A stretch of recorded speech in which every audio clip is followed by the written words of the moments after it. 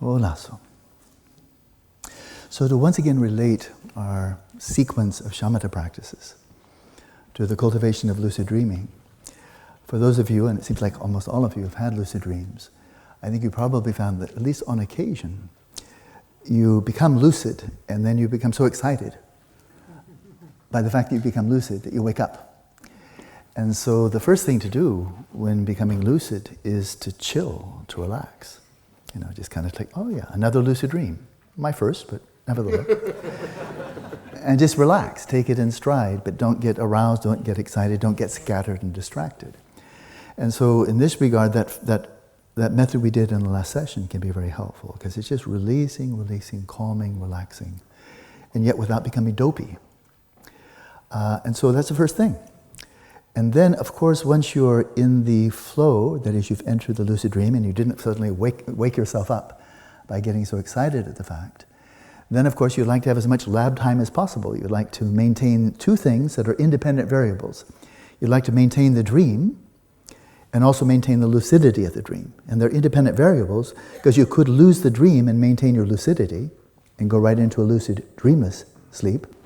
Or you could keep your dream and lose your lucidity. That happens. You're lucid, and then after a while, you just get caught up in the dream, and you're no longer lucid. You're just having one more ordinary non-lucid dream. So, on the basis of relaxation, you see what's coming is the second quality that we cultivate in the practice of shamatha, stability, continuity. And the value of this is simply enormous. William James has written about this extensively. I won't go into that tangent. But then to take on the second challenge in the cultivation of shamatha, and it's helpful to memorize these because they can save you a lot of time. But the first one ever so often skipped. Even Tibetan meditators often skip the first point. And then they start meditating shamatha, and then starting getting drained and stressed out and exhausted just by the sheer effort of trying to maintain the continuity of consciousness and never being told about relaxation. I think I really never learned about relaxation until I started studying Dzogchen. The Gelugpas are not that strong on relaxation. They're strong on get there and work hard. And so the second challenge then, on the basis of cultivating deeper and deeper and deeper, a sense of relaxation without losing clarity, the second challenge, the second type of balance to be cultivated, is to then exert just the right amount of effort, like tuning a stringed instrument, exerting just the right amount of effort, just sufficient and not too much, to sustain the continuity of attention, but without losing the underlying sense of ease and relaxation. So that's, again, it's a skill to be cultivated. Just in terms of relaxation, just one point, and then we'll go to the meditation. For those of you who have seen the image of the winding road and the elephant, the rabbit, and so forth, showing symbolically the 9 stages of shamatha, which I think is very useful for Tibetans who couldn't read. Some of them were very fine yogis and they couldn't read. So then you have it all laid out in a series of images. It's a very nice image. It's quite lovely. And you'll find one, I just want to highlight one element of this winding road culminating in the monk flying off into shamatha land. And that is at the beginning of the path, there's a flame, a fire, like a campfire, and it's a very big fire, it's a big flame. And it symbolizes the amount of effort you're giving.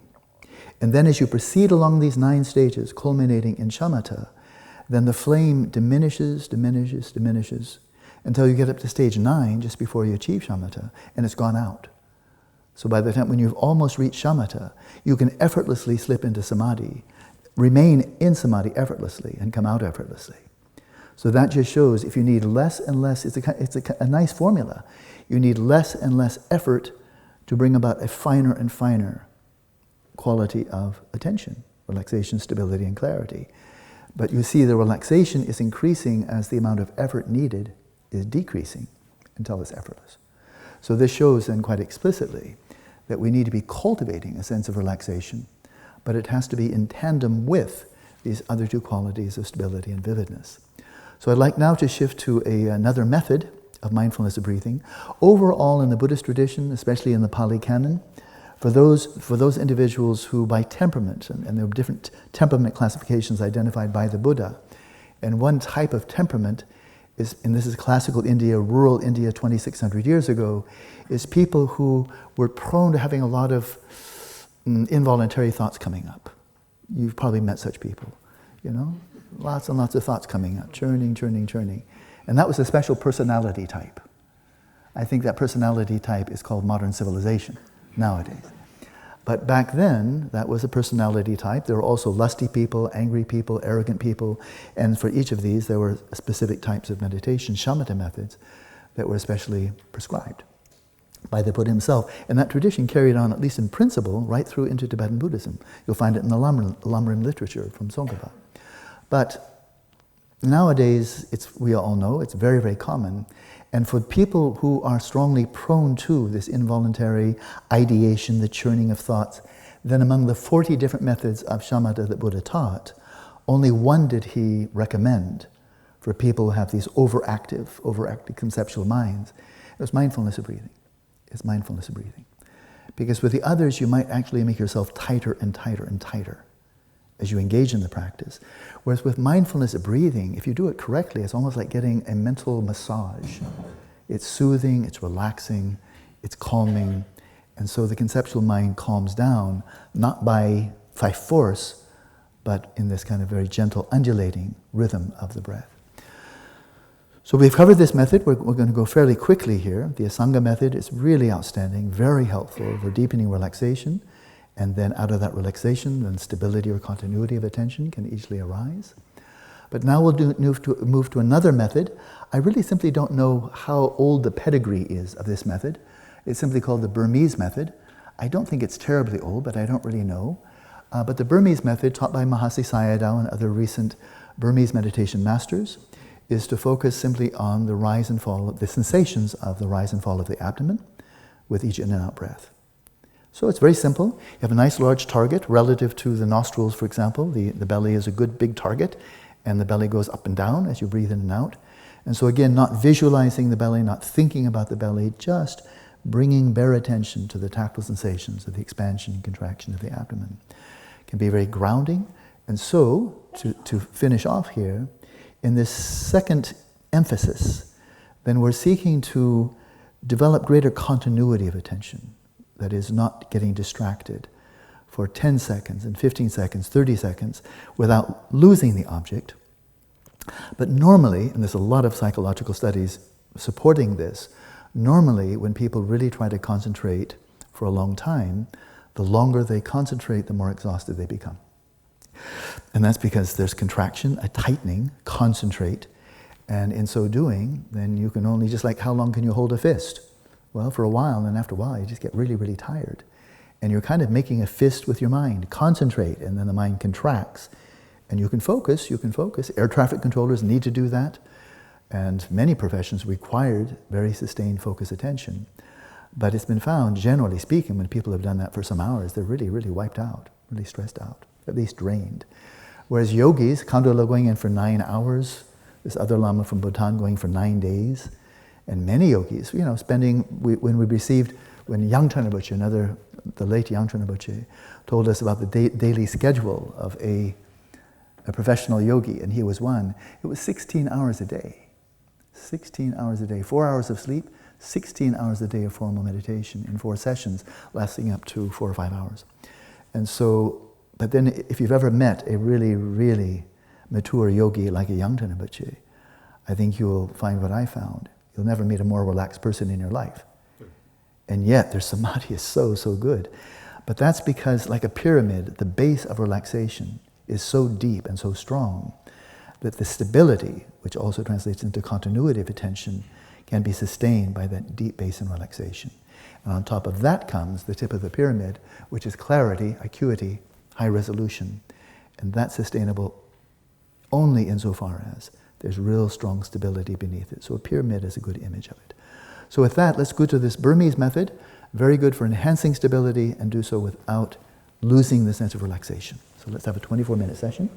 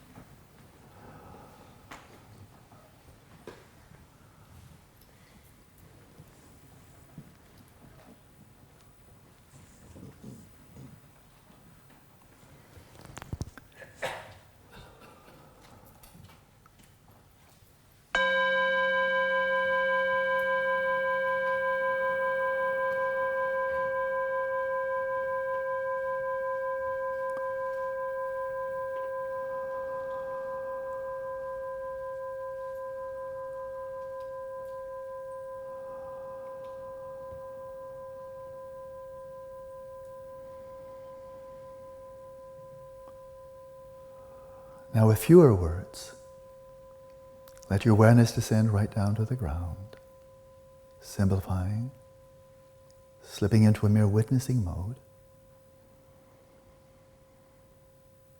Let your awareness fill the space of your body, settle your body in a state of relaxation, stillness, and vigilance.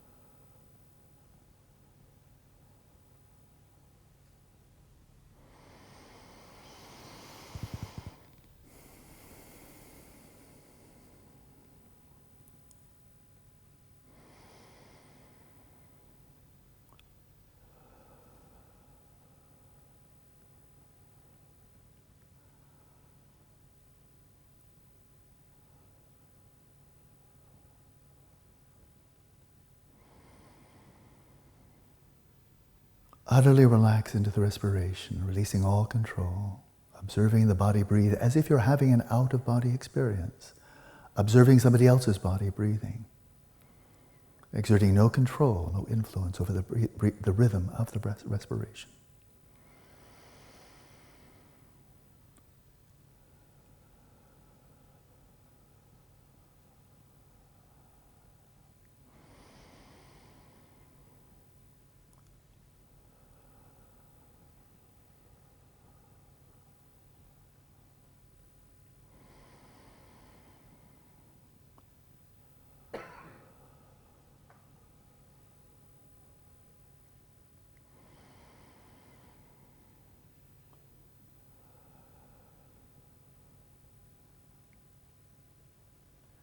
And finally, by releasing all grasping to appearances, to the processes of the mind,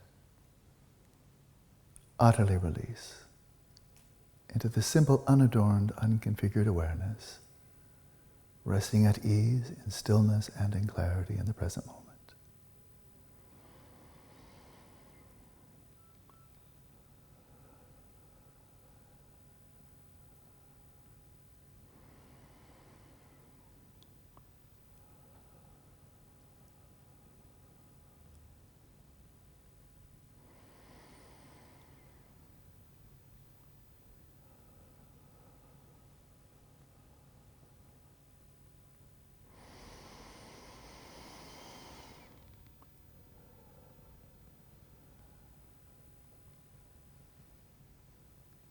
From this relative stillness, direct your attention downwards if you still feel that you're located up in the head. Generally speaking, to stabilize your attention, it's helpful to focus down. So again, without visualizing the abdomen or thinking about it,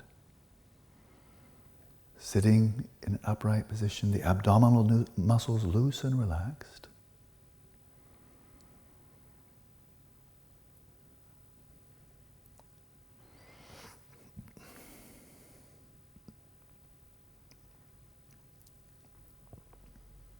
Allowing the breath to flow naturally, effortlessly. Simply observe the sensations as the abdomen expands during inhalation and contracts during exhalation.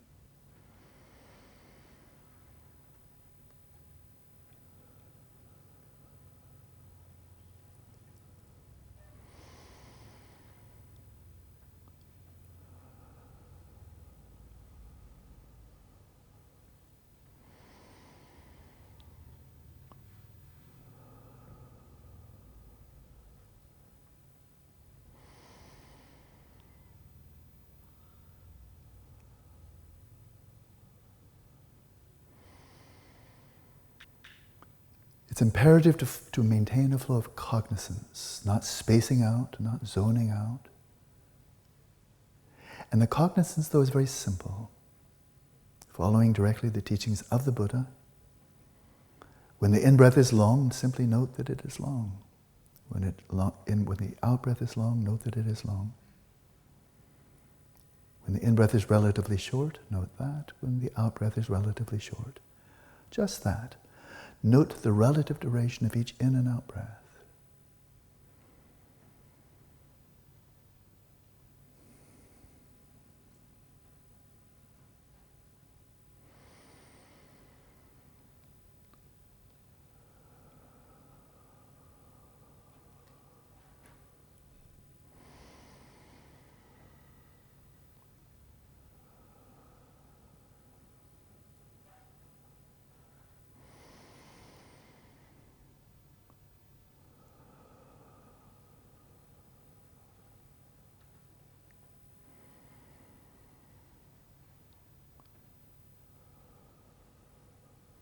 And again, introduce this very gentle oscillation. Arousing, focusing your attention as you breathe in, thereby overcoming the attentional imbalance of laxity, of dullness. And as you breathe out, deeply relax, releasing any thoughts or images that may have come to mind, relaxing the body, releasing the breath. And in that full release during exhalation, you release the energy, the turbulence behind the conceptual turbulence, the proliferation of involuntary thoughts. Arouse and release with each inhalation and exhalation. Again, like a mental massage, very gentle.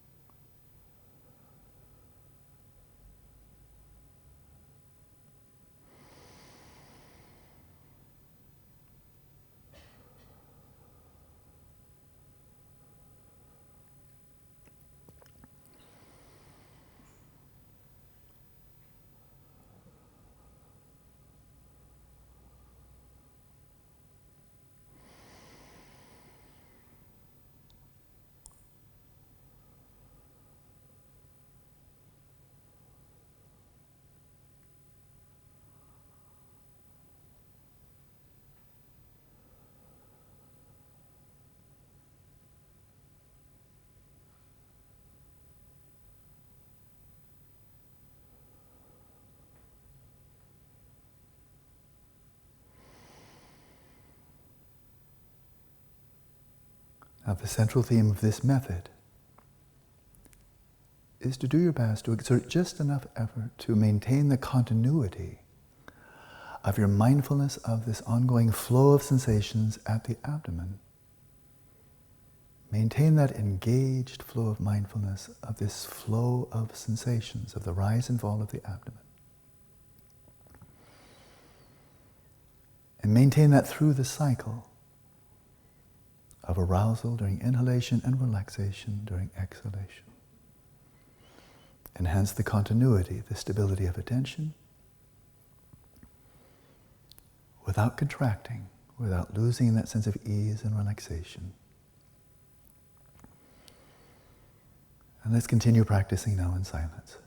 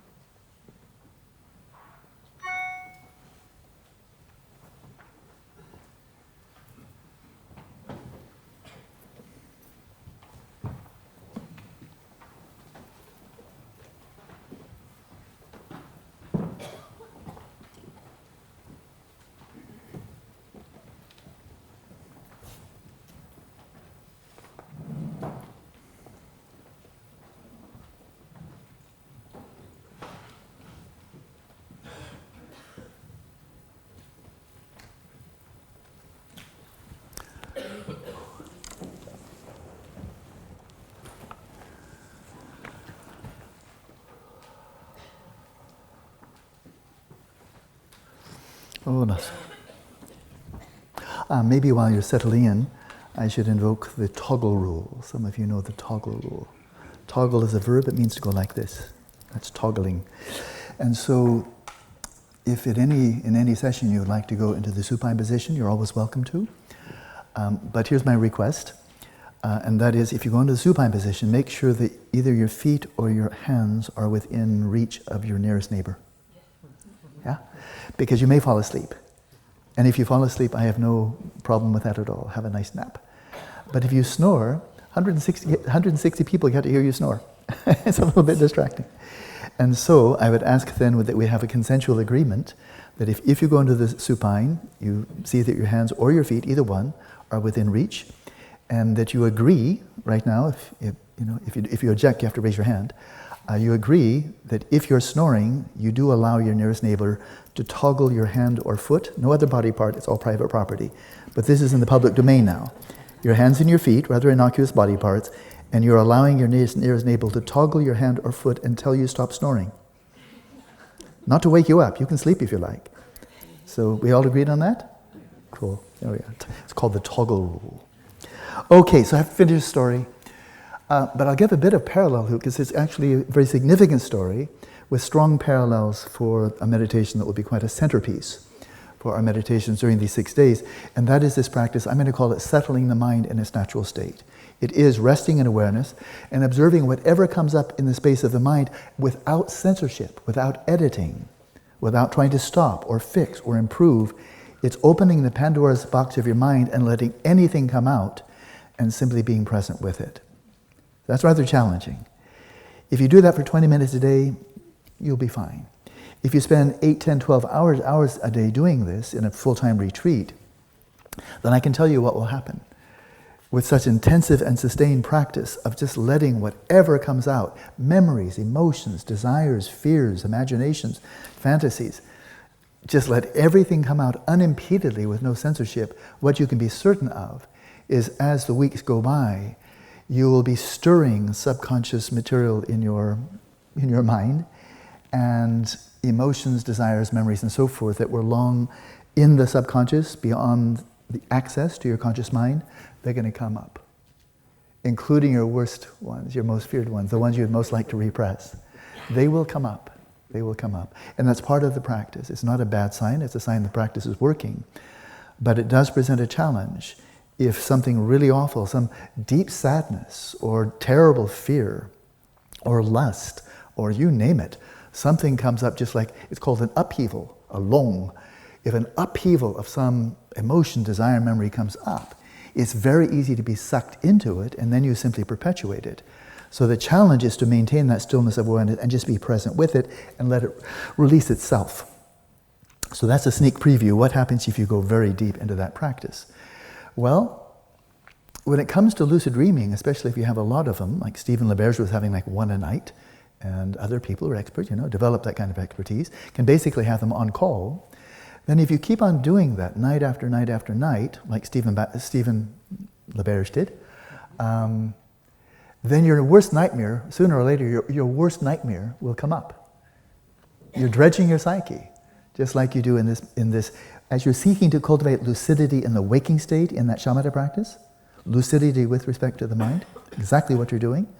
Well, you're doing that in dream yoga, and stuff comes up. And so sooner or later, your worst nightmare is bound to come up. In the case of Stephen LaBerge, it was kind of cute. It was a monster. Literally, it was a monster. I imagine a very frightening one. And but by this time, he was already very adept at a phase of training in lucid dreaming, which parallels exactly a training in the traditional practices of dream yoga that go back at least 1,000 years. And lucid dreaming as a discipline is like 40 years old. But the discipline is, as soon as you get to kind of cruising altitude in lucidity, you're maintaining the dream, maintaining lucidity, you start to explore it by experimenting. Experimenting in a spirit of curiosity, scientific inquiry, to see is there anything in the dream that is not malleable? Can you shift your own shape?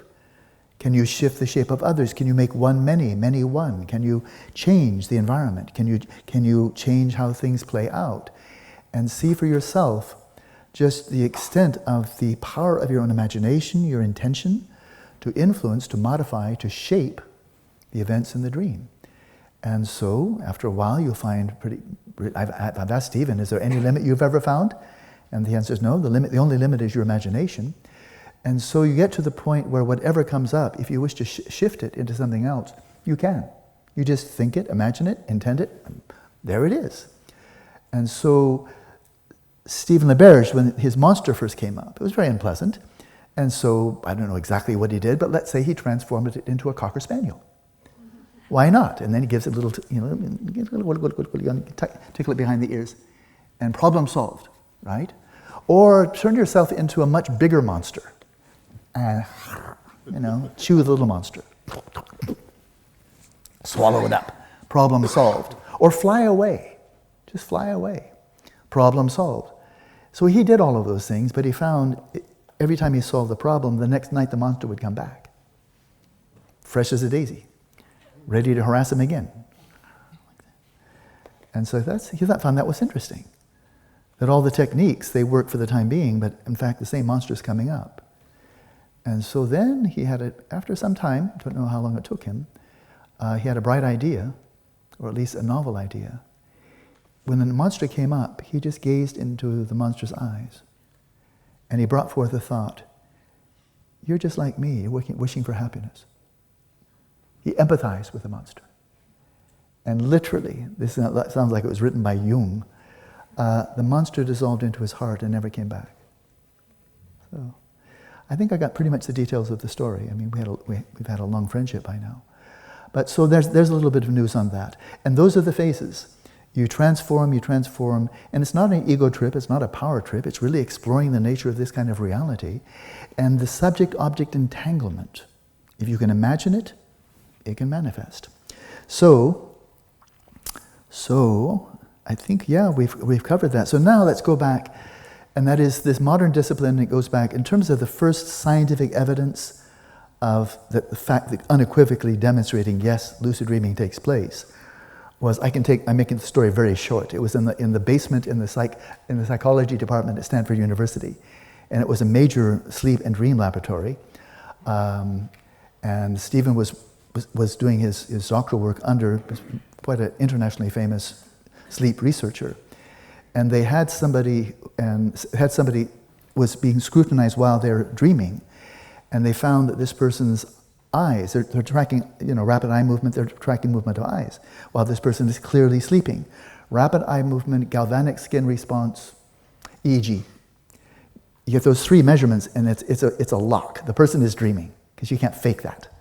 So there's an EEG signature corresponding to dreaming, there's a rapid eye movement, and galvanic skin response. So they got all three, the guy's definitely dreaming. But his eyes were tracking left, right, in a very rhythmic fashion. And so they woke him up and said, what was your dream? And he says, I was watching a table tennis match.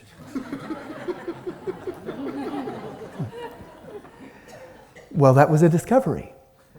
Because it turns out, that was I think the first time this was recognized, it turns out that in your dream, if you track your eyes to the left, your eyeballs of your body lying in bed track left.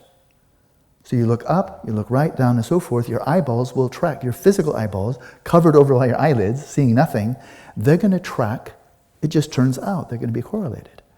So then the light bulb went on above the head of Stephen LaBerge, because he was very expert in lucid dreaming, but you can't persuade a psychologist that you're lucid dreaming just by saying, really? They need physical evidence. I mean, it's, they want something that is third person corroborated.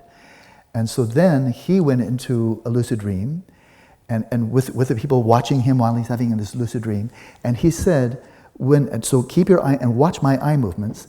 When I am dreaming and I become lucid, I'm going to focus 3 times to the left. And then I'm going to pause, and I'm going to focus 3 times to the left again. Watch my eye movements. And then they did, and then it's okay, and then they wrote a paper. Lo and behold, surprise, surprise. Lucid dreaming does happen. So that was in the early 80s, something like the early 80s, but of course this is coming out of psychology, and now it's widely accepted lucid dreaming takes place. But psychology is coming out of science, science is coming out of European civilization. It really is a Western science for much of its history. So we come to this very important observation. It's very insightful from Stephen LaBerge. I read it before, but I'm just going to go over it quickly. Try it out and see how sensible it is. And that is, okay, all these appearances right now, they're not out there in the objective world. They're not inside the brain. That's silly. They're not in between. So all these appearances are generated in a type of mental space. But of course, if we look at the roof, we're all looking at the same, very similar color. We can see that. We can see there's a lot of commonality. 160 people in the room are seeing something very, very similar. So it just stands to reason there must be a real world out there. So we're getting photons of certain frequencies, and we're sitting on chairs of certain densities. There is a real physical world out there. That objective, it's absolutely real, it's physical, it's out there, and that's constraining the appearances that arise as we see, we hear, we touch, and so forth and so on. But the appearances themselves are essentially the same as the appearances that arise in a dream, but in a dream, of course, there's no external constraints. That's why you can have such malleability. If you see Godzilla, transform it into a puppy into a crocodile into a chocolate cake, anything you like. Because there's nothing there that would constrain what appears in your dream, because it's all just a free creation. So this is what he's saying here. Dreaming can be viewed as a special case of perception, what we're experiencing right now, without the constraints of external sensory input, photons, sound waves, molecules, and so forth.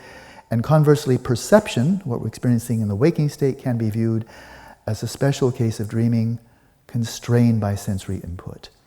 So it seems like this is just so sensible that how could anybody doubt it? But now this assertion, and it's a very thoughtful, intelligent assumption, traces back at least as far as Galileo, and I'm sure earlier than that, Galileo Descartes, where they made a distinction between secondary qualities and primary qualities. And so they'd already figured out if you're a bat, you're a lizard, you're a bumblebee, a human being, a person who's colorblind, a person who's not colorblind, that the appearances that arise to you from one species to another are going to be different. Because the appearances are not just coming to you. Your eyes are not flypaper, just picking up appearances. Your ears are not auditory flypaper, just picking up sounds that happen to be. It's sound waves, but sound waves don't make any noise by themselves. Photons don't look like anything. Molecules suspended in the atmosphere don't smell like anything in and of themselves. So these qualia were regarded 400 or 500 years ago as secondary qualities because they're all relative to the type of sensory faculties you bring to the real world. But then when nobody's looking, just see how commonsensical this is. But when nobody's looking, when we all leave this room, does anybody in his right mind think that the room just kind of vanishes into space? And then somebody comes, and then suddenly there's a room. If it's so easy to make a room just by looking at it, who needs bricks and mortar? Who needs contractors, right? And so clearly this room is here long before any of us were here. It might be here when all of us have passed away. So it just seems so obvious that how could one doubt it? There's a real objective physical world out there, and that accounts for the commonality of our experience, but also there are differences from different types of human beings, animals, and so forth and so on. So the relative are secondary properties, but what's really out there, and they decided on these kind of things a long time ago, location of matter, density of matter, velocity, momentum, size, shape. And so really what it came down to, and this was profoundly a theological question. I'm not going to linger here a lot, but this is important. Because the metaphysical premise here is just not found in Buddhism at all. And that is, God created the world in 5 days. Everything out there, God did it in 5 days. It was a done deal. On the 6th day, he created Adam and then Eve. 7th day, he relaxed. But the whole universe, the natural world, was already completely finished before we came along. And so Galileo, very fascinating individual, very devout Roman Catholic, trained as a contemplative monk when he was an adolescent, not allowed to stay, his dad wouldn't pay for it, so then he went into mathematics. But he was still very much moved by a theological aspiration to know the mind of God, which Christian contemplatives have been aspiring to, and according to many, achieving for 1,500 years by the time he came along. Well, they had that same aspiration. It's called apotheosis, to let the mind of man ascend to the mind of God, at least as close as you can get. Apotheosis, right? And so that was his motivation, but his dad wouldn't let him stay in the monastery. So there he was at the University of Padua, and he still had the same aspiration to know the mind of God, but he wasn't allowed to stay in the monastery, and now he's in this university. So then a bright idea came to him. If we consider that the whole universe is like a clock, a great big clock, and it runs according to laws made by the clockmaker or made by God, then if you want to understand the mind of a clockmaker, but you can't look at the mind of a clockmaker, then observe the clock, understand the clock as completely as you can, and by inference, if you understand the clock, you can understand the mind of the clockmaker. Understand creation, and inferentially you can understand the mind of the creator. And that would be at least a good second best. Rather than having it experientially as a contemplative, well, at least you can really understand the mind of the creator by understanding his creation. Very sensible. That was his motivation. Because without any of that, you might wonder, why did the Tibetans never ask? I don't think they ever asked. If you drop two balls off a tower, and one is a big ball and one's a little ball, does the big ball land faster or the same or slower than the little ball? Did they ever ask that question? Or if you roll balls down a ramp, do they go at constant velocity or do they accelerate? And I think if you ask a Tibetan, what do you think about that? They would say, why are you asking that question? Life is short. We could achieve enlightenment. And you want to know whether balls accelerate? Who cares?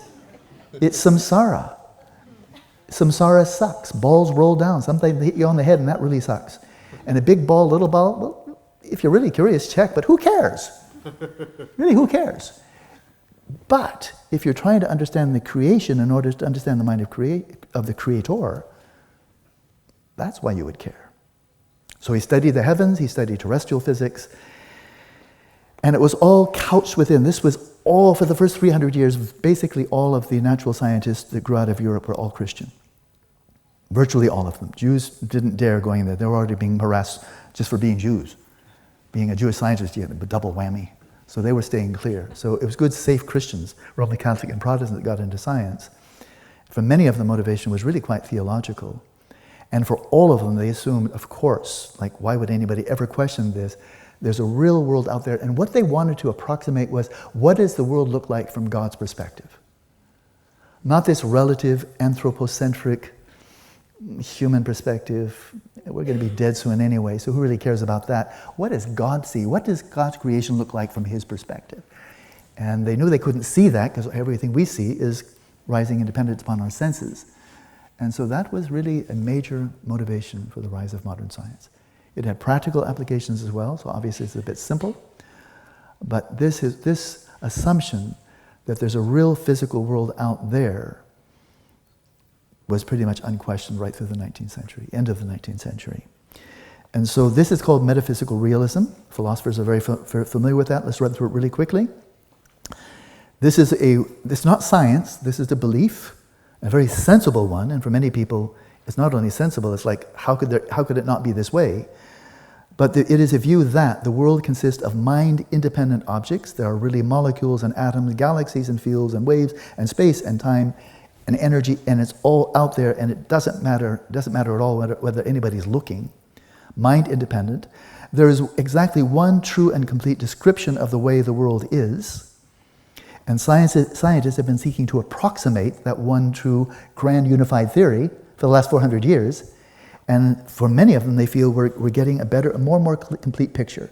More complete. We're approximating, we're getting very close to a description of the universe as God sees it, even if they're no longer theists. And then thirdly, truth corresponds to some sort of correspondence between an independently existent world, existing by, if you know Madhyamaka, existing by its own inherent nature. It's really out there. Some direct correspondence between that and the description of it. In other words, one is a representation of the other. A representation, a representation. This is the map territory. They closely correspond. They're not the same, but they closely correspond. And for most of the history of science, the whole idea is fill in all the dark spaces on the map so that we have a complete picture. And Lord Kelvin, a Nobel laureate during the latter part of the 19th century, they were so confident in like 1890 or so that they were finished. That Newton and James Clerk Maxwell, mechanics and electromagnetism, and the union of these two. There was such confidence among the most brilliant physicists in the late 19th century that Lord Kelvin, again, the Nobel laureate, he discouraged young people from going to physics because he said, we're pretty much finished here. Like 15 years before Einstein, 20, 25 years before quantum mechanics. And so that was their confidence, and it was very reasonable from their side. And so metaphysical realism, well, just to now bring this back to neuroscience, I mentioned Antonio Damasio, very clear and true statement from Buddhism, I think, is simply true. He says, there is no picture of the object being transferred from the object to the retina and from the retina to the brain. Images don't travel through space.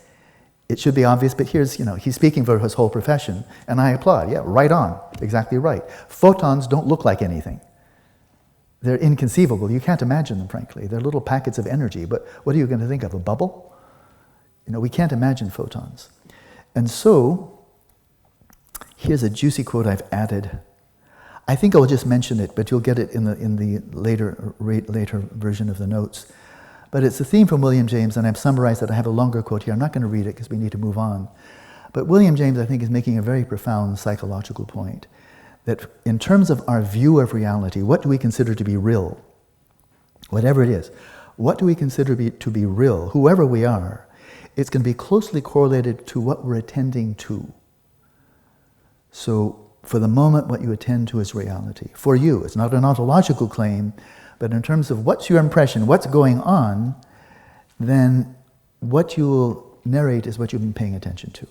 Let's take one brief example of that. If I asked each of you here, please write me a 10-page summary of your life. What have you done with your life? Crunch it down to 10 pages. I'd like to know, what have you done with your life? Okay? So that's going to be 30, 40, 50, 60, 70 years of material. And then you're going to write something, if you wanted to go along. And you'll write your biography in 10 pages or 1,000 pages, whatever you like. And what will you write? And I'll tell you what you've been paying attention to. Because there's almost immeasurably more data there than you could possibly ever write down. Even to write down what happened today. Every second of what happened, way too much material. And so what you remember, what comes to mind, is what you've been paying attention to. And so this is how history happens. History is what we are paying attention to. And just generally speaking, what we attend to, we count as real. And what we don't attend to, what we don't focus on, give any attention to, as he says, it fades out into the realm where footless fancies dwell, where they're treated as mere appearances, or not even as mere appearances. They're treated as nothing at all, that which we don't attend to. It's so off the screen that we consider it to be just insignificant or completely non-existent. I found that to be extremely helpful for me, understanding the wide diversity of people's worldviews and the wide diversity, and I'm not going to politics, but the profoundly different views of this man in the White House right now. I mean, a lot of people there are Christians that God sent him to be our president. I mean, he's God's chosen one. And they say it seriously, and it's like a large percentage, not a majority. What are they thinking? What are they focusing on? And others think he's a sheer abomination, just cropped right out of hell. But there's not insane people. I'm not going to make a political pit. It's not my job. But how is it that people have looking at the same person, whether it's him or Boris Johnson or any other high-profile people? How can intelligent people or educated hold such profoundly different views, so much so that they find each other's perspectives unintelligible? Isn't it true? It is often true. Religious people find irreligious people like, what's wrong with you? And irreligious people look at religious people and say, do you just believe anything you're told? Like, you're so naive, it's unbelievable, right? And I think it's not the solution. But if we look at what people are focusing on, in America, Fox News. There are people who will not watch any news other than Fox News. It's basically the propaganda arm of the Trump administration. Just like the Soviet Union had its media, they are really the propaganda arm of Republicans and the Trump administration in particular. If that's all you read, I guess Trump would look like a really good guy, and those Democrats are hardly even American, Whereas if you read almost any other media, then opposite. So this is an important point, I think, with profound ramifications. And it's not designed, it's exactly the opposite of encouraging us to be judgmental. But rather to understand, why would people hold views so profoundly different from my own? And not think, well, they're just stupid, or they're crazy, or they're delusional, or whatever. But recognize, no, they may be as intelligent or more intelligent than me, but they're focusing on things that I'm not attending to, and I'm focusing on things they're not. That's quite charitable. And then we can say, okay, I kind of get it now. The differences remain, but at least we have maybe some insight. But now, for the materialists, they do have a major challenge. And ever since Thomas Huxley, about 1865, is when he began his evangelical crusade. It really was nothing more than that. To really supplant all religions with science. And he did fuse, even though he balked on multiple occasions, he really was a materialist at heart. And because he believed science is the only way to know the natural world. History and sociology and so forth can tell about human truths, but what's really out there when nobody's looking except God, if you believe in God, then he figured science is the only way. And he didn't say that just because he was dogmatic or closed-minded. Because it was well known in the late 19th century in England. I mean, the British Empire it never set, right? It was the prime of the Victorian era. And so the Brits were very, very well aware of India and Southeast Asia, China, and so forth and so on. They know perfectly well there are many, many religions, not just one. And of course, we have the whole history of philosophy, going back to Pythagoras. That's like 2,000 years of philosophy. And what's very obvious is religions don't agree with each other. And philosophers have made a habit ever since Plato and Aristotle of not agreeing with each other. One can almost say, I disagree, therefore I am a philosopher. Because if you simply agree with somebody else, then you're that person's follower, but you're not a philosopher. You have to make your own mark. So Aristotle disagreed from Plato. That's why we remember Aristotle. If he just said, Plato is my guru, I bow to my guru, then Aristotle who? But he disagreed, and then they disagreed, and then did. So the history of philosophy is a history of disagreement by a lot of very intelligent and often insightful people. So I'm not disparaging it, but it's an objective fact. Philosophers don't agree on anything. So if you're looking for consensual knowledge, don't go to philosophy. If you're looking for consensual knowledge, don't go to religion, because they all disagree, even the Protestants and the Roman Catholics, the Calvinists and the Lutherans. They also disagree. Who has actually learned something for which there's consensual knowledge and a great deal of agreement? Only the scientist, in terms of the natural world. And if what you want to understand is the natural world, then I think Thomas Huxley is thinking clearly. Don't look to religion, they disagree, and how would they know anything anyway? And don't look philosophers, they're very smart, but they just think and think and think. They never test their theories, that's what scientists do. So therefore, the only way to know the natural world is by way of science. I see his reasoning. I don't think that's stupid at all. But of course, the only thing that scientists in his time, and in our time also, are really good at measuring are objective, physical, and quantifiable things. And if science is the only truth, only way to truth, then the only truths that can be measured are physical ones. Therefore, reality consists entirely of physical phenomena and their emergent properties. And that's called materialism, it's called physicalism, and for marketing purposes, it's called naturalism. That the only things that exist are physical and their emergent properties. Objective, physical, and quantifiable. The behaviorists started this. When the behaviorists with John Watson in 1910, he just said, let's make psychology really scientific, and we're going to study only the objective, physical, and quantifiable, and that's behavior. And so let's not even use subjective terms anymore. I'm quoting him almost verbatim here. We're going to have behavioral psychology, and let's not refer to the mind.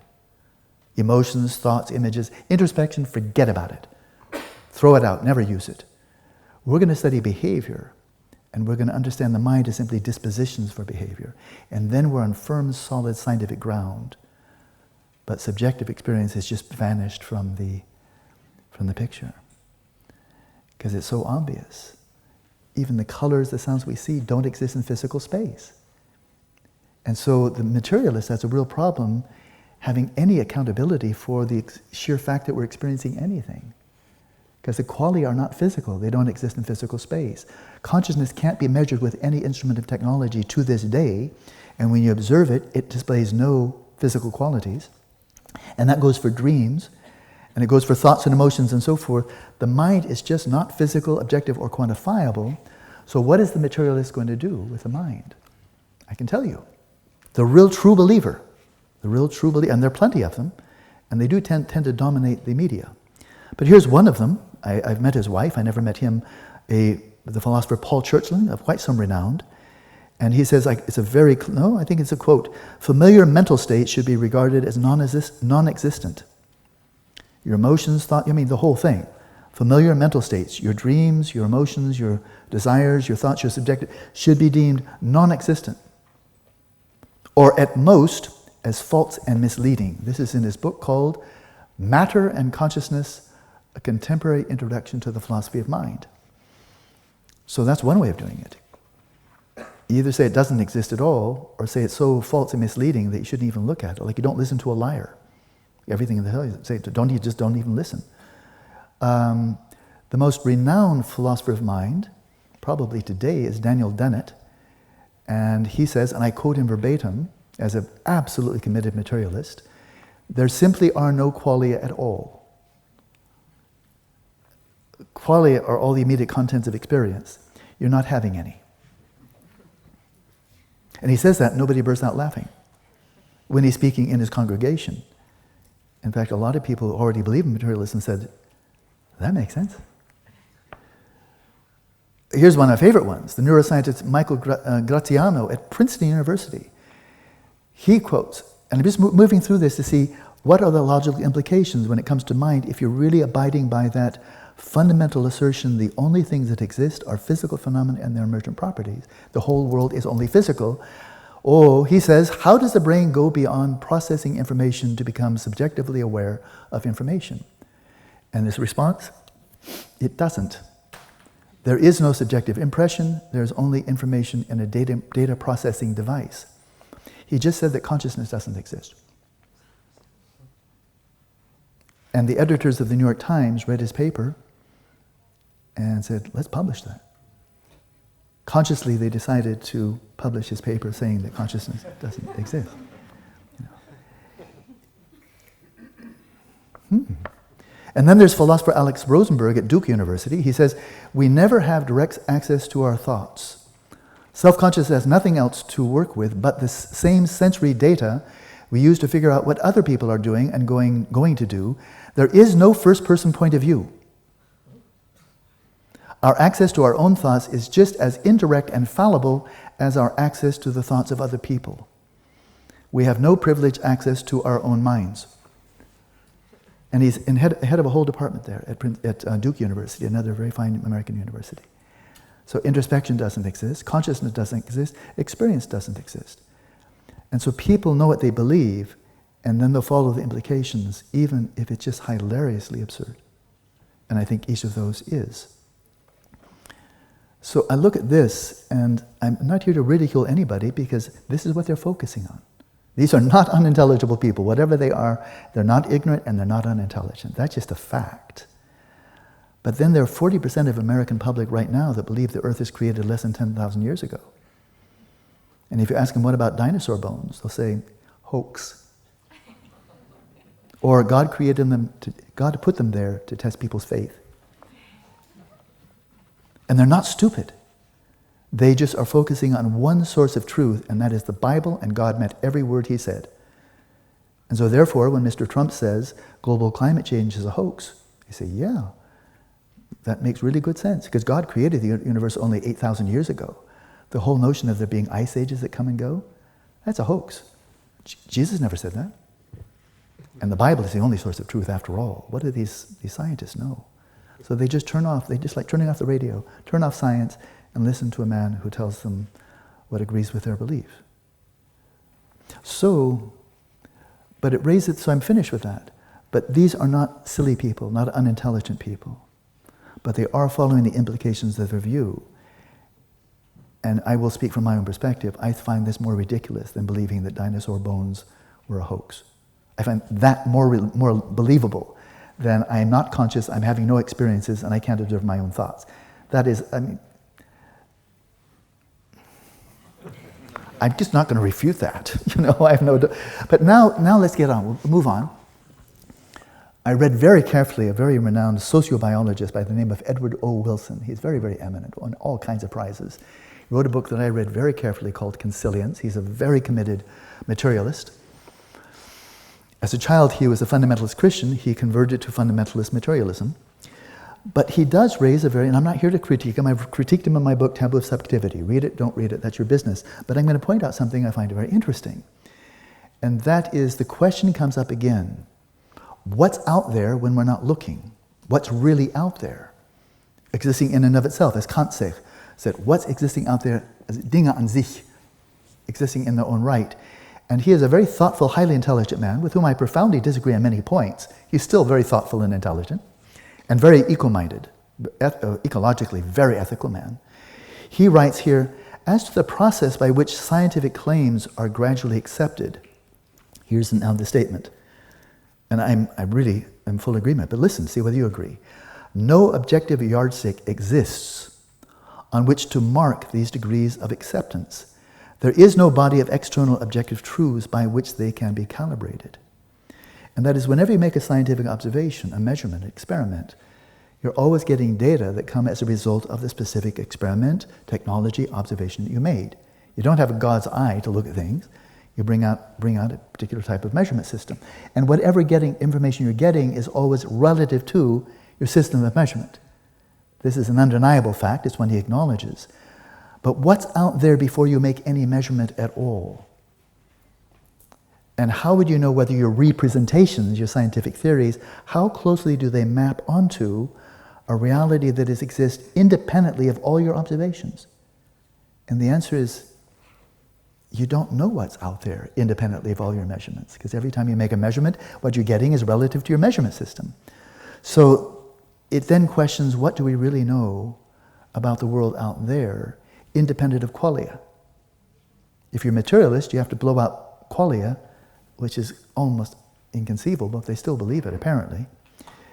And then I had a debate a couple of years ago with quite a renowned physicist who was, I think he maybe still be at Caltech, Sean Carroll. And he is a very, very adamant materialist. I read his book very carefully, wrote 22 pages, because I was invited to have a public debate with him. It's online. And he writes, quantum mechanics is the deepest and most fundamental picture of the world we now have. But what it says about reality is utterly uncertain. Reality as in what's really out there prior to any active measurement. So, and I agree with him. In terms of physics, the sharpest edge, the deepest probe into what's the nature of matter, energy, it is quantum mechanics, I think quite unequivocally. But one of the themes comes out of quantum mechanics is that prior to the active measurement, you have a field of possibilities. You make the measurement, and then an actuality arises relative to your system of measurement. But what was there before you made the measurement? Possibilities only. And so he's now biting the bullet. We have a tremendous amount of knowledge from quantum mechanics with tremendous applicability from your wristwatch to everything else. The practical applications of the insights of quantum mechanics are staggering. It is the most successful branch of physics in the history of science. I mean, it's that successful. And yet, what does it say about what's out there when nobody's looking, except God, if God is in fact there and looking? And he said, it's utterly uncertain.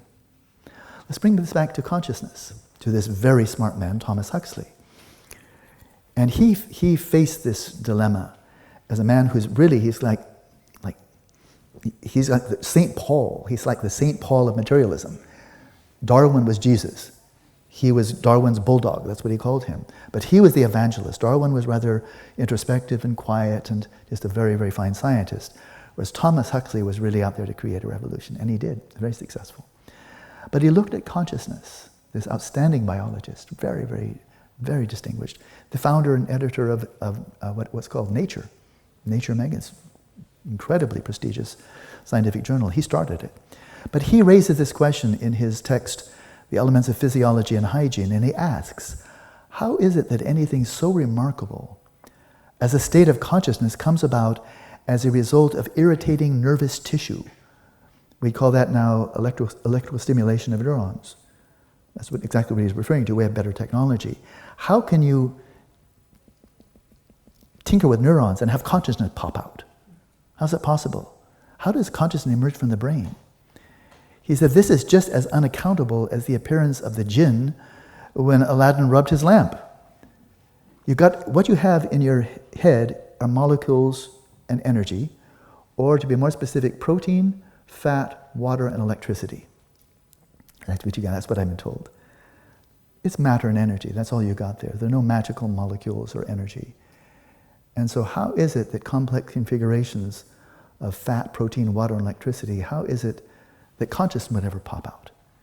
And he said, this looks like magic. That's what he's saying. It looks like magic. So that's very honest. I love honesty. There's a contemporary neuroscientist who I've met and for whom I have great admiration, Donald Hoffman, and he writes this very recently. Now, Huxley knew that brain activity and conscious experiences are correlated. Tweak the brain, something's going to happen in the mind. Placebo effect, have something in the mind, and it tweaks the brain. It's a two-way traffic. He knew this, but he didn't know why or how. How is it the brain activity and conscious experiences are correlated? What's the nature of correlation? He didn't know. To the science of his day, it was a mystery. In the years since Huxley, science has learned a lot about brain activity, and he's writing as a brain scientist, but the relationship between brain activity and conscious experience is still a mystery. I've got to meet him, we've spoken, and he says, in terms of what's the nature of the correlation between brain and subjective experience, we've made no progress in the last 150 years. That's true. I would challenge anybody to show evidence. We now know more about the actual nature of the correlations. Marcelo Gleiser was the physicist from Dartmouth University who organized this debate between Sean Carroll and me, and he writes, he's a very good physicist, and he just won the Templeton Prize. Very, very, very eminent, distinguished prize. He writes, we are essentially blind to what exists at the very core of physical reality. All we have is our measurements, and they give an incomplete picture of what's really going on. So a man, again, who knows quantum mechanics very well. And another of the most eminent philosophers of mind today is a man I've studied at length, John Searle, and he writes, and again I agree with him, he writes, and I quote, we would need a much richer neurobiological theory of consciousness than anything we can now imagine to suppose that we can isolate necessary conditions of consciousness. In other words, there is no neurobiological theory of consciousness. There are beliefs galore, assumptions galore, but is there any actual explanation? How do you go from chemicals to emotions, thoughts, desires, mystical experiences, or anything else? And the answer is they don't have a clue. What they do have is beliefs that go almost unquestioned in the popular press and go almost unquestioned in psychology and neuroscience, apart from branches here and there. And that is, the mind is what the brain does. And consciousness emerges from the brain, as do all subjective experiences. It's a belief like a belief in God. And I'm not going to debate that one, but some people hold tenaciously to it and other ones question it. But it's a belief that is unquestioned almost universally in academia and pretty much for the press, that what's real is the brain, and then the mind is what the brain does. But Donald Hoffman follows up here. Not only are neuroscientists ignoring the progress in fundamental physics, they're often explicit about it. That's what's happened in physics since Thomas Huxley. They'll say openly that quantum physics is not relevant to the aspects of brain function that are causally involved in consciousness. They are certain that it's got to be classical properties of neural activity, which exist independent of any observers, spiking rates, connecting strength, and synapses, perhaps dynamical properties as well. These are all very classical notions under Newtonian physics, where time is absolute and objects exist absolutely. And then neuroscientists are mystified as why they don't make progress. They don't avail themselves of the incredible insights and breakthroughs that physics has made. Those insights are out there for us to use, and yet my field, neuroscience says, we'll stick with Newton, thank you. We'll stay 300 years behind in our physics. He's one of the very few neuroscientists who've done some serious study of cutting-edge modern theoretical physics. Almost none of them do. He's the exception. And so what we have here is, frankly, a colossal failure. It's starting with an assumption that became unquestioned very early on, that the mind is simply a function or emergent property of the brain, And in 150 years since Huxley, there's not even one theory that you can call a scientific theory to explain how that happens. A scientific theory is one you can test. So there are neuroscientists, materialists, let's call them materialists, who say the mind is the brain. But there's no evidence that's true. There are materialists who say it's a function of the brain. But how can a physical entity have non-physical attributes or functions? That's not true anywhere in the physical world, so why would it be true of the brain? There are many who say that consciousness are emergent properties of the brain, but if you study physics, you'll learn that all emergent properties of physical entities are themselves physical. And so for all of chemistry and physics, all attributes of physical entities are physical, all emergent properties of physical entities are physical. So where do you get off saying that something that's so obviously non-physical is a function or an emergent property of a brain? So I've critiqued this at length elsewhere. But the real short answer is, there is not a single scientific theory of the origins or nature of consciousness, and not a single scientific theory to explain how the mind emerges from or is related to the brain. Because by scientific theory, I mean something that's empirically testable, for which you can get positive or negative results. There's not one. If you think of it, let me know. But I've been looking for 30 years. They're just beliefs. They're just beliefs, based on an unquestioned assumption that is ready to keel over and die. And how it's going to get torpedoed is not by me or by Buddhism or by contemplatives. What's going to really torpedo, it's already doing major damage, like 3 torpedoes have already hit the great Titanic of materialism. And those torpedoes are quantum mechanics. Because it's all resting on the assumption there's a real physical world out there, atoms, particles, fields, and waves, and they are what's really real. If you find any quantum physicist worth his or her salt, you'll hardly find any that believe that anymore. It's gone, it's a dinosaur, it's dead, it's dead.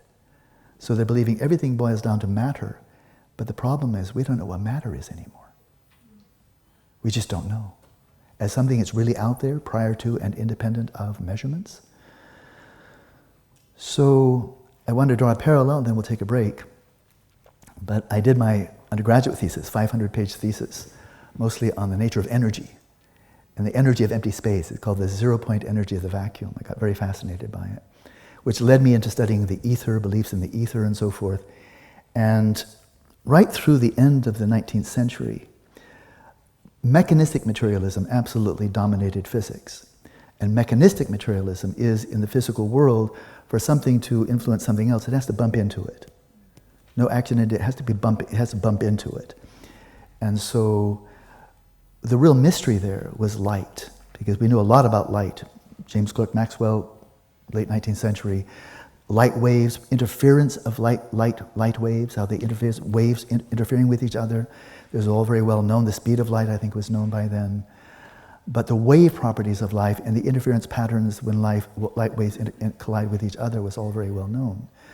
So if you take waves and wave properties, waves in the air, sound waves, water waves, waves in solids, anytime there's waves and interference patterns of waves colliding with each other, there always has to be a medium that holds that, right? There has to be a solid, there has to be liquid, there has to be air. But now we know that light travels through a vacuum, totally empty space. But you shine one light here, one light there, and then the two waves come and they have all these interference patterns. Then, since this is true everywhere else, it must be true for empty space as well. This mechanistic materialism making assertion based upon a belief. And that is, there must be some luminiferous ether, some very subtle physical substrate that permeates all of space, and that is like, as water is the basis for water waves, this ether is the basis for light waves that propagate through empty space, but they have these interference patterns. And it has to be there, because if it weren't there, how could light possibly propagate? How could there possibly be interference patterns? It couldn't be. So Lord Kelvin, good old Lord Kelvin, he says, and I quote him here from 1889, he says, "One thing we are sure of, and that is the reality and substantiality of the luminiferous ether." Did they have any evidence of the ether? None. None at all. But they had a belief that the only way things that could interact with each other was a physical medium. It's got to be there. If it's not there, then start having an epileptic seizure or something. It can't be. We're absolutely certain of this. J.J. Thomson got a Nobel Prize in 1906. He said, all matter and energy consist of configurations of ether.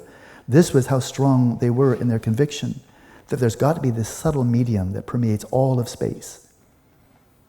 The problem here was that in 1887, 2 years before Lord Kelvin said, this is what we are most certain of in all of physics, 2 years before, two physicists by the name of Michelson and Morley conducted an experiment in America called the very famous Michelson-Morley experiment. I won't go into the details, but it was so ingenious that if there were a luminescent ether, they would have gotten indirect evidence for that. It was very, very cunning. They ran the experiment, they did it empirically, and the evidence was no evidence. Where there should have been evidence, there is no evidence. It wasn't that they couldn't see, they saw the absence. So philosophers, they saw the absence. It must have shown up, and it didn't show up. Right where we could finally get some evidence of the ether, there was no evidence. It was the first demonstrable, strong indicator.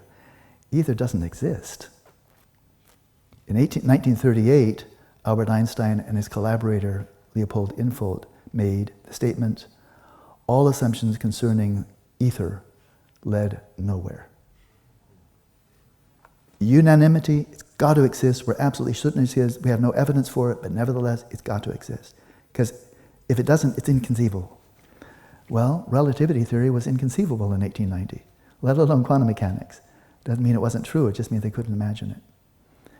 And so mechanistic materialism was thrown out. Now that's a dinosaur. Nobody can believe in that if you know quantum mechanics.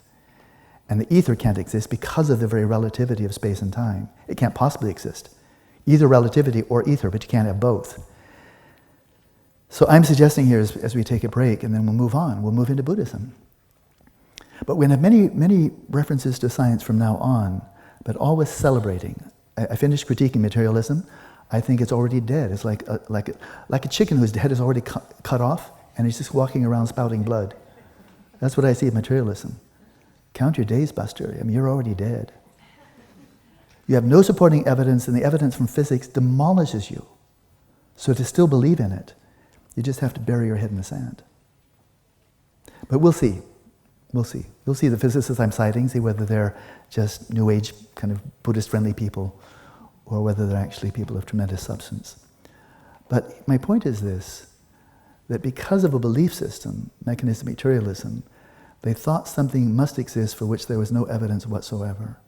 And even when there was contrary evidence, as in the Michelson-Morley experiment, they ignored it. They didn't pay attention to it. And therefore, it did not exist for them. It was non-existent. Because it couldn't be true. Therefore, it wasn't true. And if something's not true, you don't have to pay any attention to it. If we look at the empirical evidence for the continuity of consciousness prior to conception and the continuity of consciousness after conception, I would say, with tremendous confidence, the evidence is overwhelming. It's overwhelming. Contemplatively, philosophically, and scientifically, the evidence is really powerful. Near-death experiences, out-of-body experiences, they don't go away. And children, let alone yogis, who have veridical, accurate, detailed memory of past lives with no access to that information and memories that can and have been tested. The group at the University of Virginia, it's a group of scientists there, have been studying various types of these, unwelcome type of evidence. And I asked the man who's in charge of the study of reincarnation, Jim Tucker, I asked him several years ago, you've been doing this research for 40 years, you've come up with a massive amount of evidence that nobody in his right mind can simply say, oh, that's silly. I mean, it's really, really compelling evidence. So if you want to refute it, but there's the evidence, right? They're very careful. And they're throwing a lot of anecdotes that, that could be explained other way, throw it out. And then they come across the remainder where you say, these kids cannot possibly know that information, and yet they do. And so I asked him, over the last 40 years, Jim, you've been coming out with one article after another, book after another, showing your evidence, your methods and all of this. How many articles have been published in scientific peer-reviewed journals evaluating the research done at your center, Division for Perceptual Studies at University of Virginia? How many scientists have critiqued your work? To show if it's crappy, they're going to tell you how it's crappy. If it can be improved, what needs to be improved. If it's good, it's good. but how many objective, open-minded critiques have been published about your research for 40 years in peer-reviewed journals? How many? And the answer is 0. 0. They won't even look, because it can't be true. If you're a materialist, it can't be true. Therefore, it's not true. Therefore, you don't need to look at the evidence. Rather laugh at it, or better, don't even laugh. Just don't talk about it. And that's the best way to kill something. Make sure that everybody averts their attention. And then without ever facing it or refuting it or even critiquing it, just get everybody to turn their attention away and know this is taboo. Don't look here. And then it gets ignored for 40 years. That is what religious fundamentalists or dogmatists do all the time. We expect it of them. But when this happens in science, I really love science, and I think this is tragic. Because science is at its best, and it's superb, is always willing to go back and question assumptions. Question assumptions. Be ready for the next revolution. So I'm looking at 3 generations of people here. I actually think it's extremely likely that within lifetimes of at least somebody here, we're going to finally crack this egg open. And there's going to be the biggest revolution in the natural sciences since Galileo. Because this is really, really big. That it's not just space-time and it's not just matter-energy, both of which influence each other, but neither of which is a derivative of the other. Space-time doesn't merge from matter-energy. Matter-energy doesn't come out of space and time. So monism is gone. These two are mutually causally efficacious, but they are quite different. And prior formations of space-time emerge from prior formations of space-time. They don't come out of nothing, and they don't turn into nothing. There's nothing you do to space-time to make it turn into nothing. And configurations of mass energy emerge from prior configuration, not out of nothing and not out of space-time. They emerge from prior configurations and they transform into later configurations. Conservation laws rock. They're the central pillar of modern physics. You never get something from nothing. And you never can have something transform into nothing. It's just nature. And now we just need to add one more ingredient. And finally we might have a whole picture of reality. Space-time, physics has done brilliant work, unparalleled by anybody else. Matter-energy, physics has done brilliant work with mathematics and technology, unparalleled by anybody else. Consciousness, they've made no progress. I mean, just none. They don't know what consciousness is, they can't define it, they don't know what causes it, and therefore the notion that there's any scientific view of what happens at death is complete propaganda. Because if you don't know what causes it, you don't know what terminates it. And so this is all right there in the palm of the hand. And I think the time is ripe. We're open-minded contemplatives. There are certainly many dogmatists in Buddhism, closed-minded dogmatists in every religion. There's closed-minded dogmatists in the scientific community because they're people. But I've been keeping my eyes open, and there's some really brilliant open-minded scientists and really brilliant open-minded Buddhists, such as the Dalai Lama. He leads the charge. And I think within a very foreseeable future, we might see these worlds coming together. And it's win-win. It's not Buddhists beat somebody else. If scientists are really interested in truth above all, then let's just find out the truth together. And in Buddhism, it is not faith that makes you free. It's not obedience or ethics or whatever that makes you free. It's knowledge that makes you free. Not believing Buddhist doctrine. That doesn't make you free. It just gives you more ideological luggage to carry around. All of the teachings are designed to know reality as it is. Otherwise, you'll never be free. We're not free because we fail to know what reality is and we get it wrong.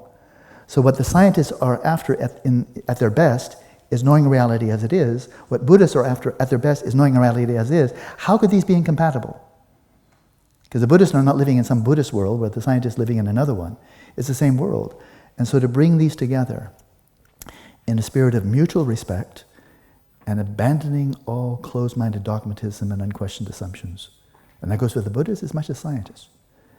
And see, I think we're at a very critical but also very thrilling, unprecedented phase of human history, where the wisdom of 5,000 years of contemplatives from Asia and the insights, the discoveries they've made may come into the light of the general public, hand in hand with companionship, mutual respect, and collaboration with the scientific community. Science traces back to Pythagoras, who was a contemporary of Buddha. And so bringing these two waves together, and letting them see the interference patterns that arise in the space of the mind as the deepest insights from great contemplatives meet with the deepest insights from the greatest of scientists and see what comes out of that. And that could just shatter the demarcation between science and spirituality, where spirituality becomes profoundly scientific and science becomes profoundly meaningful. So I guess I've been standing on I should be in Hyde Park, shouldn't I? Isn't that where you have the soapbox? I think I finished. But I love it, you have freedom of speech here. Nobody's going to send me to prison for saying this. I'm very happy about that. So here we are, it's 20 minutes past the hour. So that's it. So that today was the day for secular. We've looked at it, and the story, what comes out of it as objective fact is there is no scientific explanation for the mind-body relationship. Plenty of assumptions, beliefs all over the place. They don't agree with each other. But there's no progress and no science of consciousness. They can't even define it, let alone measure it. And now, as far as the nature of reality independent of consciousness, they're drawing a blank. They really just don't know. And that's wonderful honesty. What's out there when nobody's looking? In the 19th century, they would talk their heads off. And now they're not. They're just saying, we just don't know. And that's by an arch materialist. Sean Carroll, he's really hardcore. We disagreed on almost everything and had such an amicable conversation. He really was very friendly. And I respect him as a scientist. I just disagree with his views. So materialism has let us down in terms of understanding the nature of objective reality, because we don't know anything about it. It exists as independent of measurement. And materialism has let us down in terms of understanding the nature of consciousness. So it's let us down in terms of understanding subjective experience, in terms of all of qualia, even to the point of saying it doesn't exist, which is rather insulting. So materialism leaves us in the dark with respect to subjective experience, having no explanation for it at all, because it doesn't fit into a materialistic paradigm. And it leaves us in the dark in terms of what exists independent of consciousness. You put those together, huh? It leaves us in the dark with respect to consciousness, and it leaves us in the dark with respect to what exists independently of consciousness. In other words, it's left us in a dark era, in a dark age, where nothing is clear. And it's all because of a dogma, a silly idea that the only truths are the ones that scientists can discover. And that's silly. So maybe that dinosaur can just keel over and die, please, so we can move on. That's my thought. Now, I won't return to that. I think it's going to be really now onward and forward, and every time I cite science from now on, it's going to be primarily physics, because they have the deepest insight into physical reality. That's kind of obvious. It's each time, I think, going to be quite thrilling, because every scientist I quote is going to be really one of the stellar ones. And see how this might interface with multiple worldviews within Buddhism, starting with the most basic, Vaibhashika, Chedapmawa, right through Madhyamaka, and finding correlates in physics, and right into Dzogchen, and still finding correlates in physics. So I find this really quite extraordinary, thrilling, and affirming. Because I finished criticizing, and I think I was kind of mild. They just said they just don't know about this and that. So they don't really know anything. But apart from that, at least they're confident. So I'm finished with that. And now let's just forge ahead and see if we can really see what is true, having seen more clearly what isn't. So, 25 past the hour, let's come back at 5 minutes before the hour. Final meditation, and then we'll see how much time after that. But that'll be enough. So let's come back at 5 minutes before the hour.